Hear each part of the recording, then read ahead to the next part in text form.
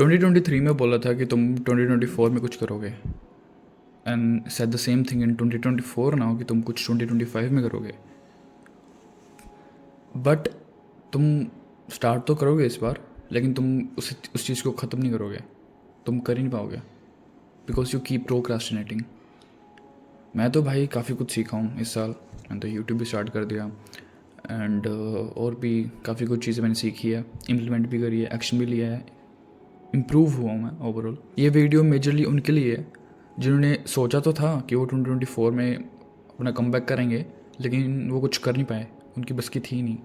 तो वो अब इस टाइम भी यही सोच रहे हैं कि वो 2025 में कुछ करेंगे और शायद तब भी कुछ कर ना पाएँ, स्टार्ट तो करते हैं और लेकिन एंड ना कर पाएँ। तो मैं तुम्हें अभी 3 पॉइंट्स गिनाऊंगा जो तुम इम्प्लीमेंट कर सकते हो 2025 के लिए, अगले साल के लिए, जिससे तुम्हारा भी कमबैक होगा अगर तुम उसको रिलीजियसली फॉलो करते हो। जिसमें से first point comes stop procrastinating. इससे एटलीस्ट तुम सेम चीज़ तो नहीं बोलोगे नेक्स्ट ईयर की अब कुछ पढ़ूंगा, अब कुछ पढ़ूंगा, ये करूंगा, वो करूंगा। अगर तुम्हारा कोई गोल है 2025 का, अगर तुम उस चीज़ को अचीव कर लेते हो प्रोक्रास्टिनेट नहीं करके, तो ऑफकोर्स तुम्हारा 2026 में कुछ अलग गोल होगा, सेम तो नहीं होगा। जो सेम गोल तुमने 2023 या 2024 में रखा था और जो शायद तुम अब 2025 में भी रख रहे हो कि फॉर एग्जांपल तुमने जिम जाना है, तुम ये 2-3 साल कंसिस्टेंटली जिम नहीं गए, पर तुम अगर प्रोक्रास्टिनेट नहीं करते 2025 में तुम जिम जाते हो, देन ऑफ कोर्स डेफिनेटली तुम्हारा 2026 में तो कोई और गोल होगा ना। So definitely the first relevant point you should adopt is stop procrastinating. तुम कोई भी टास्क को पकड़ो, चाहे तुम उसको पूरा कंप्लीट ना कर पाओ, लेकिन तुम थोड़ा थोड़ा करके उसे स्टार्ट तो कर सकते हो, एटलीस्ट कुछ तो करो। फिर ऐसे ही थोड़ा थोड़ा तुम जैसे करते रहोगे वो टास्क कंप्लीट हो ही जाएगा। पर हाँ, you have to make sure that you do not procrastinate कि मैं कल कर लूँगा यार, कल कर लूँगा, मेरा मन नहीं करा आज। चाहे तुम्हारा एक चैप्टर पढ़ने का मन नहीं करा, दैट्स फाइन, तुम उसमें से आधा चैप्टर तो कंप्लीट करो, but do not procrastinate the task fully. Now the second point comes do not lie to yourself. You know why you do not believe in yourself. क्यों कुछ लोग अपना पे भरोसा करते ही नहीं हैं। लोग बोलते तो हैं कि just believe in yourself, just believe in yourself, लेकिन some people fail to do that. Why? Because तुम वो काम कभी करते ही नहीं हो जो तुमने अपने आप को बोला तुम करोगे।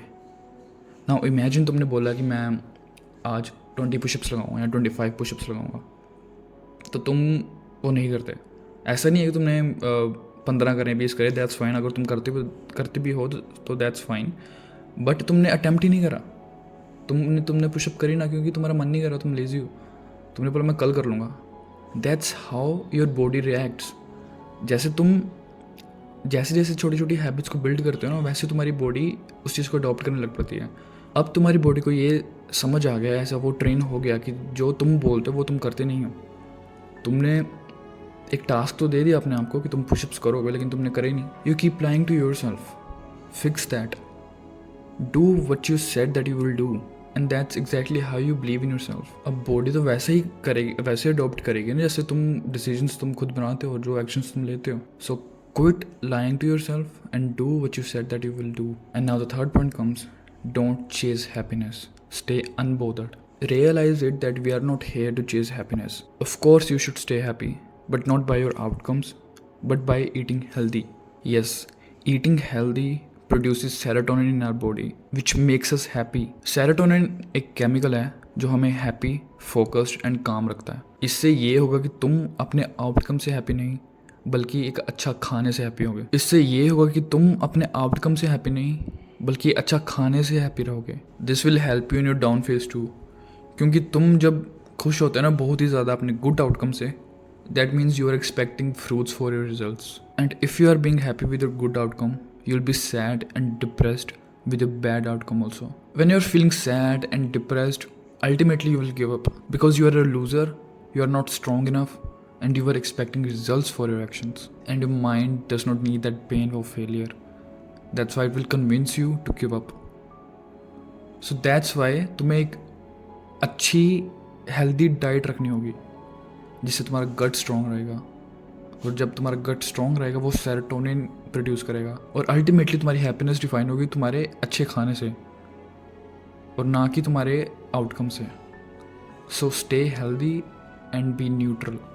सो ओके, दैट्स इट गाइस। यही कुछ 3 पॉइंट्स थे which I needed you to understand, and I hope तुम्हें काफ़ी कुछ क्लियर हुआ होगा इस वीडियो से। And if you find it helpful then do let me know in the comments below. और अगर तुमने मेरे से बात करनी है फॉर फ्री तो मैंने पिन कमेंट में एक लिंक दे रखा है, वहाँ पे जाओ, अपनी अवेलेबिलिटी को सिलेक्ट करो and then we both can have a conversation together.